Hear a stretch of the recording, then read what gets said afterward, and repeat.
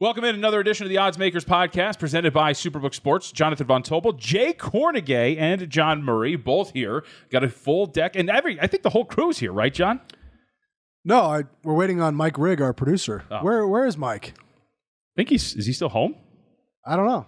Supposed to be. John Hoagland, do you know anything about this? I think he's on vacation. He's on vacation in October? Where is he? Portugal, like the country? As opposed to what other Portugal would there be? I You guess, can get a perm here, actually. You don't have to go to Portugal to get a perm. I got to talk and see if I can transfer to marketing because they obviously pay pretty well. But let's start the show, John. Well, speaking of marketing, I'm of course contracted to say you can always follow us on social media at SuperBook Sports or at superbook.com to stay on top of all the latest odds, boosts, and promos. But we get to the week that was in football, both college and pro. How was the last weekend for you guys here at SuperBook? Saturday was good. Sunday got off to a great start. Packers, Giants upset them. Thought we were going to have a pretty big day, and we were all texting each other, oh, that was a pretty good win, pretty good start. And then next thing you know, the Panthers showed up, or didn't show up. Cowboys, everybody was on the Cowboys. We lost all the late games and gave everything back, ended up being a small lose on Sunday. But Saturday was pretty good. Friday was pretty good, too. We would have been better off if John Harbaugh hadn't kicked that field goal to go up 16-10. I mean, we needed Baltimore to cover that last game, and John, I don't get it. I just don't understand 4th and 1. Just get why can't you just run a quarterback sweep with Lamar Jackson and just win the game right there? Yeah, so to set up for those who don't remember, Ravens have a 4th and 1 on the Cincinnati 3. They take a delay of game and instead elect to kick a field goal. At that point, they were up 13-10. That makes it 16-10. I agree with you, John. I don't think a lot of people really understand the fragile nature of a 6-point lead. It is not what you think it is. And the second you give up a touchdown, you are in danger, of course, going down 1-0 in that spot, which I think is exactly what happened to the Baltimore Ravens. Oh, the Bengals went right down the field and scored a touchdown. And I know that the Ravens have Justin Tucker, and I know that it was likely that they get back down the field and score a field goal, and that's exactly what they did. Tucker made a winning field goal as time expired. But was that really easier for them than just gaining a yard when they were all the way down at the 3-yard line and going up by 10? I don't believe that to be the case. You could almost see it coming. Yeah, you could see it coming. I mean, even when they were deciding on taking that delay of penalty that brought them back a little bit, you could just see that it was going to happen. That, Cincinnati's going to go back down there. You know, of course, they're going to loosen up the defense, prevent defense. We used to always say, prevent defenses prevent us from cashing, and that's exactly what happened. Yep. They went all the way down. Up by 6, a prevent defense. Up by 6. Just laid back and let them come down bit by bit. I blame us. Brutal. You know, we are so all we do is micromanage these coaches from an analysis standpoint, and we get after them for their decisions. And Harbaugh, I think he doesn't know what to do anymore. I think he is getting so beat down with some of his decisions, whether it's going for 2 at the end of games or these 4th downs, much like Staley, and he's gun shy. Doesn't know when to do it anymore. I'm going to keep doing that. I'm going to keep sitting on my couch. Like, that was the night game, so I was at my house. I'm going to keep sitting there and just tweeting snarky comments about NFL coaches that are way smarter than me. Well, I was going to say, but you're generally pro. Like, you tend to, your snarky tweets tend to fall more on the side of pro analytics and going for two. I'm not smart enough to know anything about analytics. I'm just thinking about what I'd be doing if it was I always think about it like this. If I was the other team, what would I want them to do? Right. If I was betting on the Bengals, or I played for the Bengals, or was coaching the Bengals, I would be praying that Baltimore would kick a field goal there to go up 16-10. That's all. That's the only way I look at it. Yeah. Long time ago, we said that all coaches, whether it's college or pro, need a bookmaker right next to them during the game. Mm-hmm. I mean, really, there's guys that can really speak some logic to some of these decisions and think it out a little bit more. And we're not talking about the spread; we're talking about winning the game, because some of these guys are. I'm not sure where they're getting advice from, or that it's just something that they do independently on their own.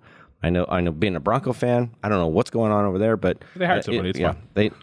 They can't make decisions there. So. Do you think Nathaniel Hackett needs help? I don't know. He seems to have everything kind of under control. Well, we will get to the Broncos because they do have a Monday night game, and we cover all of the primetime games here. But let's use that as a natural jumping off point. We're talking about the Ravens. John, they're on the road. They're taking on the New York Giants. This is a really fascinating game. So your guys look ahead. Baltimore, 6-point favorite with a total of 43.5. That's a look ahead at SuperBook. You reopened it Sunday, Baltimore minus 5.5 with a total of 43.5. And currently, as we're talking about this game, SuperBook 5.5 with a total of 45. Mm-hmm. And while we're talking about the Ravens, I think the story here is the Giants, right? The Giants off to a 4-1 start, but if you look at every single metric in the world, it would tell you that is a somewhat fraudulent 4-1 start for the New York Giants. Well, they got a lot of guys hurt too. You know, they're not only 4-1, but they're winning games with backup players in there. You know, I was doing a show on Sunday morning with your good friend Adam Hill. Yes. And he was talking about all these players that were on the field for the Giants. I've never heard of any of them because I don't play fantasy football. I finally stopped him. I was like, Adam, I've never heard of any of these people. I don't know who these guys are. I think this game on Sunday could be a dose of reality for the New York Giants. They're playing a very good Baltimore team. Baltimore is banged up as well, but Baltimore's a much better team, and we have had guys that we respect lay 4.5 and lay 5 on Baltimore in this game. This could be a get-right game for the Ravens as long as they don't kick 14-yard field goals. Yeah, it looks like the sharps and the public on the Ravens here. We actually made a line. We asked somebody asked us on Twitter, what would the line be between the Raiders 1-4 and the Giants 4-1 on a neutral field? You got a number? I'd say Raiders -2. Raiders 4. Okay. The Raiders are definitely favored. Yeah. There's no doubt, we got some flack for that, but we always get that's flack. reality. You always, no matter what you say on Twitter, you get flack from some guy, usually with like no picture. Not that I have my picture on. It's always first name, bunch of numbers. That's how it goes. You're an idiot. Like, well, that's your opinion, sir. I went out and donated all of my clothes. Like, you're a moron. What are you going to wear now? It's like when I poke fun at Murray, I get a lot of likes. Yeah, right. That's true. So tough crowd out there. A lot of very smart people. Of course. On Twitter. And those injuries, by the way, that John mentioned, we should know. Marcus Williams, your safety, placed on injured reserve, dislocated wrist, which sounds terribly painful. Rashad Bateman, Justin Houston, Ben Cleveland. That's a wide receiver, a linebacker, and a guard, all dealing with injury as well. So we'll see if that's going to happen for that standpoint. And a market low of 4.5. So I was not the respected guys that you're talking about, Jay, but I got in on the Baltimore Ravens at a cheap price. So I'm pulling for it. Got that closing line value trophy that I actually not really cashed a lot this year. All right, we're going to flag him. Are we not going to flag him? We already have John's account flagged at SuperBook. Okay, of course. All right, Buffalo Bills at the Kansas City Chiefs. John, we'll go to you again here. Look, I'm fascinated by this when it comes to where the power rating is for Buffalo. Look ahead for you guys, Buffalo -2. Then reopen Sunday, Buffalo -2.5 with a total of 53.5. As we sit here right now, Buffalo 2.5 at the SuperBook with a total of, well, we got it in front of me, 54. So a high-scoring affair between these two.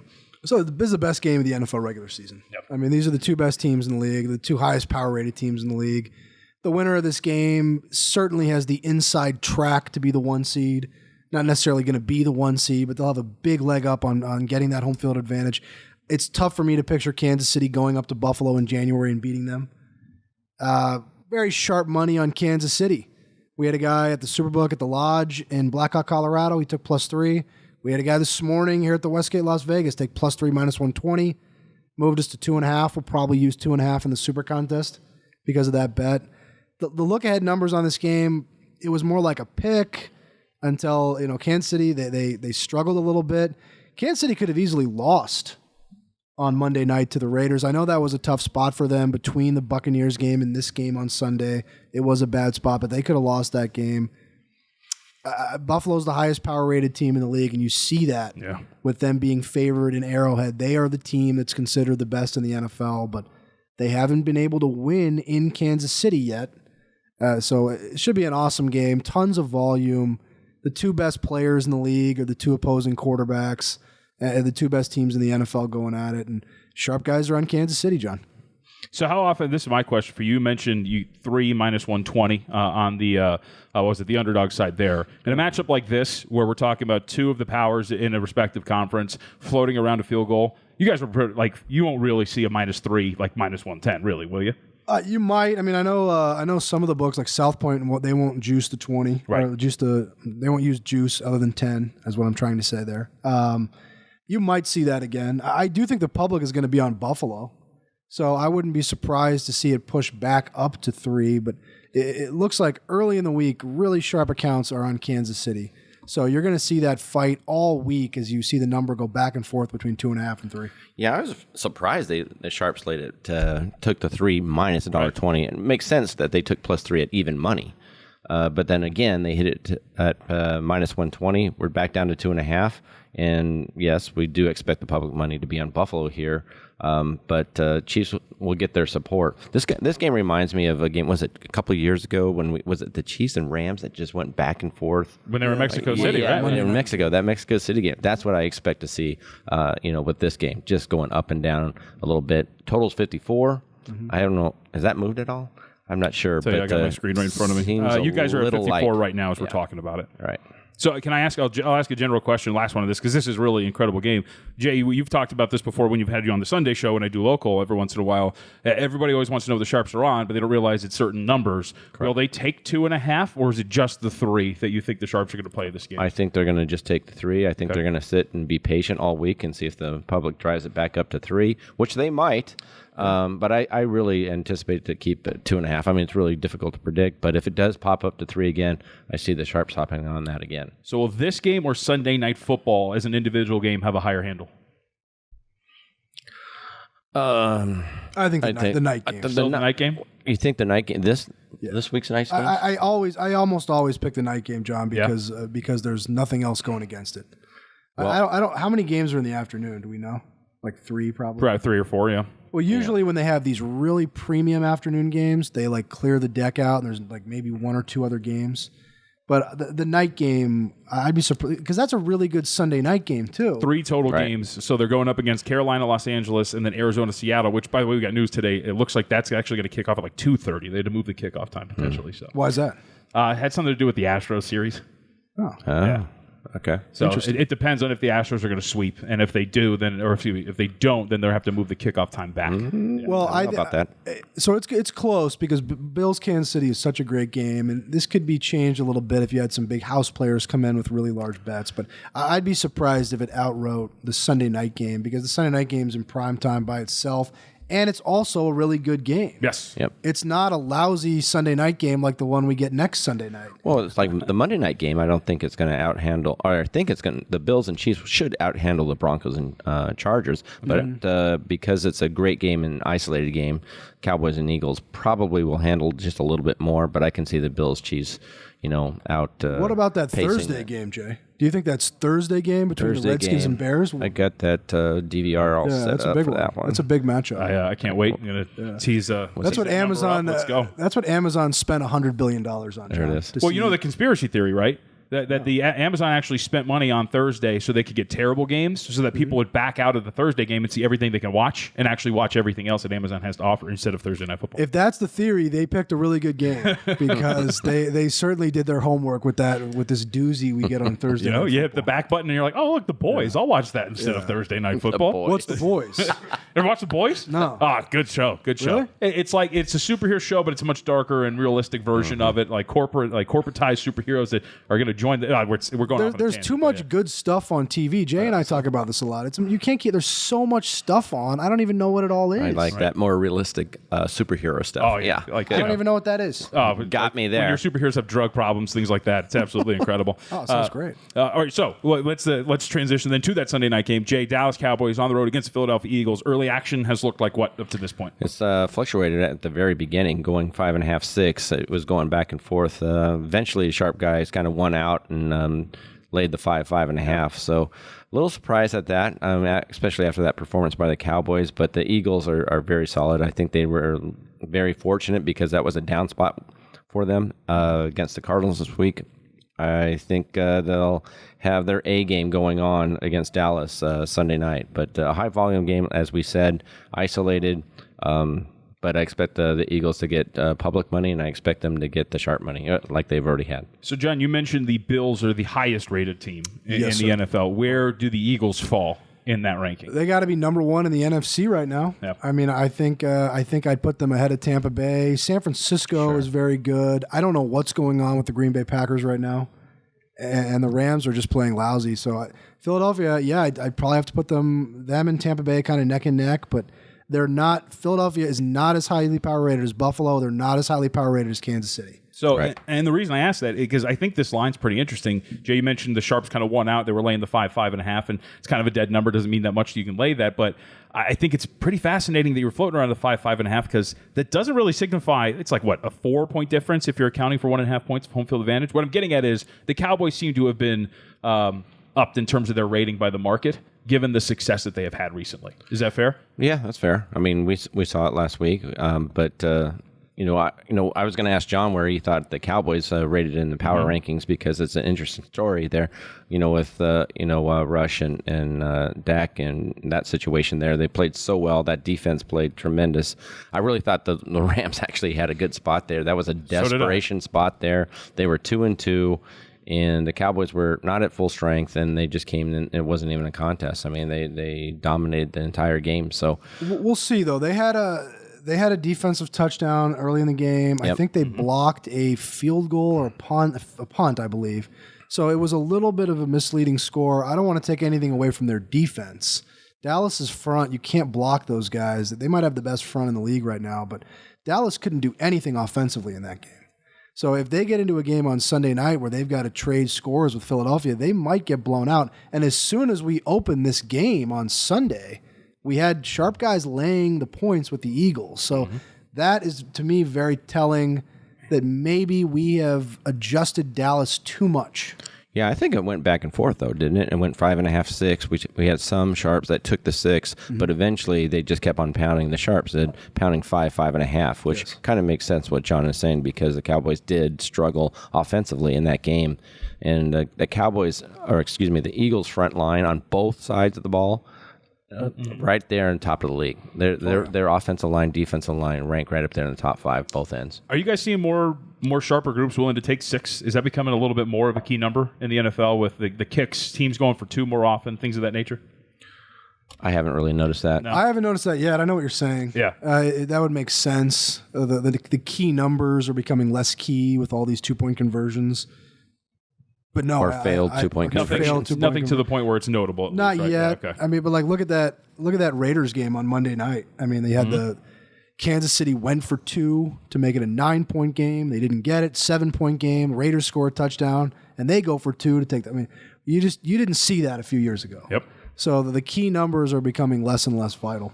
Denver Broncos on the road against the LA Chargers. That's the Monday night game. Russell Wilson, man, not going well. Broncos country, let's ride. Are they going to ride this week? Are they going to ride on Monday night? What's the action look like so far, Jay? Yeah, I saw a headline this week. They're going to let Russell play. First it was a ride, cook. Now he's going to let him. They're going to let him play. Right. Okay, so I'm glad that they got Really him out of downgrading it. Got him out of it. Really, yeah. It's like, ugh. One day Next week they'll let him dress for the game. Yeah, it's so nauseating. I mean, come on. We opened 6.5, and it was pounded down. Surprisingly, they bet the Broncos there. The market just came right down. Really not. I wouldn't categorize that as sharp play. It just the market was just I guess restructuring this game and going all the way down to 5. So very light handle so far in this game. So not a lot to report. Like I said, it wasn't really sharp play that adjusted the market, but we know what everybody's going to do. We know what the money line parlays are where they're going to be. We know where the teasers are going to be. It's all going to be on the Charger side. And I figured this is going to probably be a pretty lopsided game. And I think it will go back up to 6. We opened up 6.5 down to 5. It's got to go back up. Hopefully, Russ rides for you, Jay. Or slides, or cooks, or Dresses. plays. That Thursday night game was one of those that was so bad it turned the spectrum to good, right? Like it went so far in the other direction that I couldn't stop watching. It was kind of great. Right, Matt Ryan was so bad in that game. Oh, yeah. It was fascinating. Well, that's what they said. I think the announcer said that this game is so bad it's good. Right. Yeah. And one of them agreed, the other one didn't. But it was kind of like that for me. It was just so bad. It was like watching this train wreck, and it's like, well, it's like a bad movie. I'm speaking of watching movies. Those are my favorite movies. Yeah, I mean, it was really, like it's so 2 for bad, the Money is so bad that I love it. I got to figure out how he gets out of this box. I don't know. Did you see? Speaking of that Thursday night game, Indianapolis ties the game.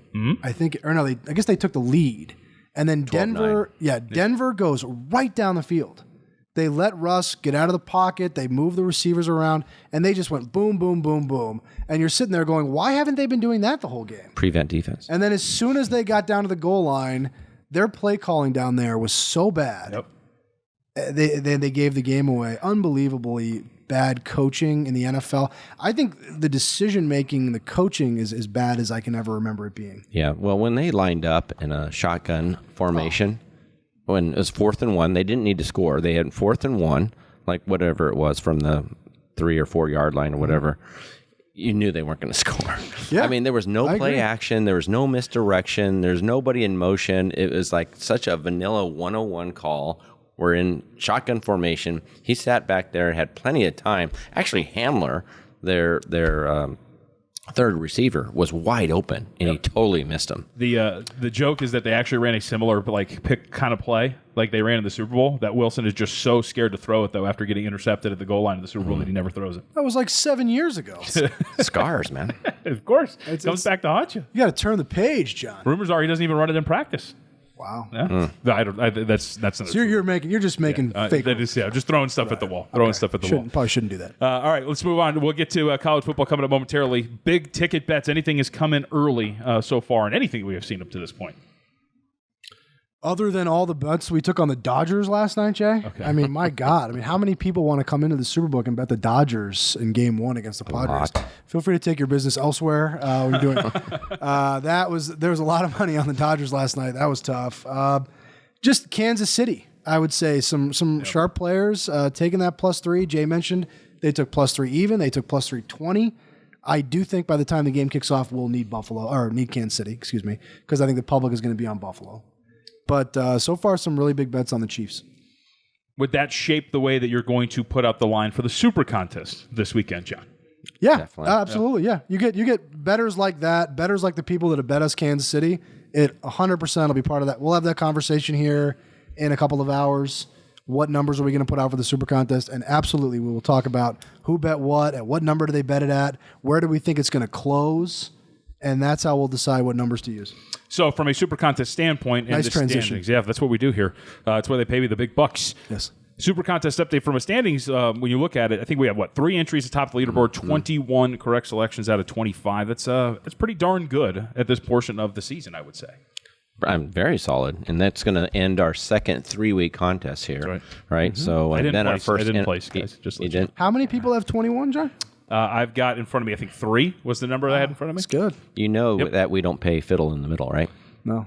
No, I know. Okay. What's your? Hey, I've placed in one of your 6-week contests. Okay, I am a man that is. And I saw you on the leaderboard a couple weeks ago. I've been on the leaderboard once, and I have actually twice because I placed in any contest. I think that was the social. I think that was the social media guy, like Louis, having fun with you though. Yeah. Like, why would they use you? You were you were a nobody. You were right down.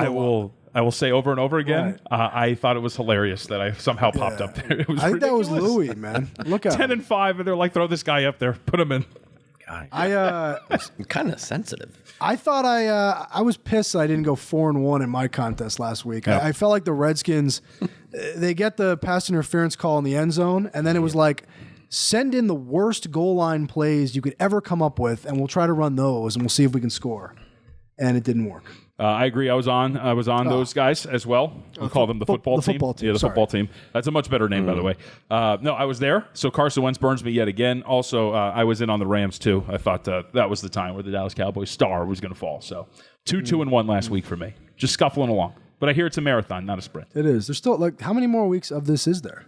Let's see. This was week 5. Math says 12 more weeks. I think it's 13. No, it's 13. Oh, wow. Yeah. My math isn't great yet. 13 more weeks of this, huh? Oh, that's right, 12 plus 1. Wow. Okay. Yeah. All right, so from there, we go to the Super Contest update. Let's transition college football. We'll get to baseball because I know Jay does want to talk a little baseball as well before we get out of here. Let's go to the top of the list. Jay, Penn State and Michigan. This is going to be a morning game. SuperBook Open was Michigan at -7 with a total of 52. Anything early here? Well, it went up to 7.5, and then the market actually fluctuated right up to above 7, and then it came right back, and we saw some sharp money take Penn State. 2 undefeated teams, I don't know. I mean, Michigan was really obviously flat against Indiana last week, especially the first half, and they came back and pounded them when they got down to business. But I think it's going to be. I think it's going to be like a hockey game. I think it's going to be like whoever scores first, because when Michigan gets that lead, their pass rush is tremendous and forces that other team pass the ball. And so I think it's going to be really key to see who wins that first quarter and a half, and takes the lead, because the Penn State's been relying on their rushing attack, and if they can't rush the ball, even though Clifford's been pretty decent, I think that it's going to force them into some uncomfortable situations with that defensive line from Michigan. So pretty good game, though. Very solid game. Early start, though. 9 a.m. our time. That's the big noon Saturday game. Yeah. What Big a terrible name that is. The really Fox Big Noon Saturday. And what does that even mean? That is a good game, though. That's a good nickname, Big Noon. Yeah, I was going to say, you could start it at 10 and just call it the Big Ten start, right? Okay. That's a good one. Yeah, I like that, Big Jeremiah. 10 Saturday. That's much better. Also, can I just say, so we've talked about some wake-up calls for some NFL teams. I think this is a wake-up call for Michigan, because their schedule has stunk, and they have not looked as dominant as some of those final scores indicate. The worst team they've played by an EPA per play standpoint, Colorado State. I don't know if you're familiar with them. 128th in the country. Hasn't really been great. Never heard of them. Really? 128. That must be horrible. Just a classless comment. Terrible school. All right, move on. SEC country. So I have a great question about this, but first we'll update the numbers. Alabama Crimson Tide against the Tennessee Volunteers. John, SuperBook open. Alabama -7 with a total of 65.5. Anything update-wise here? Everybody's on Tennessee. It's a very interesting bet game this week. Tennessee, super popular dog. They're +7.5 right now. Very one-sided action on that game. And it's so weird to see that. It's weird to see Alabama laying less than 10 points against anybody. I don't care where the game is. But Alabama loses to Texas if Quinn Ewers doesn't get hurt. Correct. And Alabama could have lost on Saturday night to a middle-of-the-road Texas A&M team. So certainly people are not having much confidence in the Tide. We got a SuperBook team going to that game to promote the SuperBook in Tennessee. I can't go. Again, the marketing guys, they're in Portugal, they're in Knoxville. All of a sudden, we've got 3 smiles out here. Yeah, it's just ridiculous. I didn't get the note for that. Is that just because I'm new? The marketing guys are going. One of them's in Portugal. I guess the guy who's not in Portugal they're gonna go to the game. They're gonna go from Portugal. Wow, that's incredible. Yeah, but I mean, we're just here, running the little old sports book. We picked the wrong department, Jay. the face of SuperBook, and yet literally the faces of the SuperBook on the Oddsmakers podcast. Well, Portugal to Knoxville. Nice. Yeah, it must be nice. Is that a direct flight? I think so.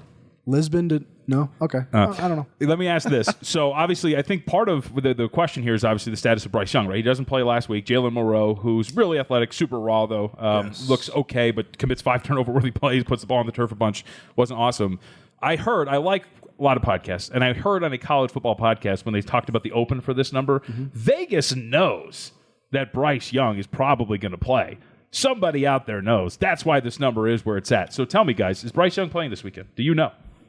You have to, right? We don't know. I have no idea. Really. I think we think he's going to play. I love built this all up. No, because that's my point though. Is that there's a lot of the times where the market, like you guys hang up these numbers and these are up there. A lot of people assume, Vegas knows something. When in reality, what show was that? Because you're making fun of their voice too. That's the back room. What show were you listening to? I want to make fun of them. We said like Vegas. No, like what show was? Well, because a lot of people say that the Cover 3 podcast, the CBS Sports does. It's actually a really good podcast. Okay, but they were throwing out there that Vegas knows something. And that's why this number is where it's at. I think the expectation is that he's going to play. I mean, this game will be, you'll know very early on how this is going to go. If Tennessee's offense can just move the ball at will like they have all season, Alabama's in a lot of trouble. Yep. But if Alabama gets them into some 2nd and long, 3rd and longs, they've got the defense, they got the Tennessee offense moving backwards, this could be a blowout for the Tide. Yeah. Yeah. It's going to be decided by that. I mean, Alabama over the years is just these type of games when they start doubting the Crimson Tide, they just rise to the occasion. They rock. I mean, looking at this, it's like all the public action is on Tennessee, 100%. I don't even know if we got a straight bet on Alabama. We have at this one. point. I just looked at it before it came out. We have one. One straight bet. One brave soul is betting on Alabama. They haven't had a lot of success recently. What number did you get, JV? Right. Don't put that evil on me. I actually think Tennessee's got a life here. All right, Oklahoma State at TCU. Look, top 25 programs. Big 12 lead on the line here. I would assume, John, that this is just action out the wazoo. A lot of bets here. Not yet. I know what you're doing here, John. You're setting me up because you heard me say before the show that I was upset I had to talk about this game because no one's bet it yet. That's right. But no, not yet. I do think there will be, though. You know, here's the problem this game falls into. This is such a good Saturday of college football. This is by far the best Saturday of the season, not even close. And that game is getting lost in the shuffle a little bit. But these are two good teams. They're two teams that can move the ball. They can score. They're both very well coached.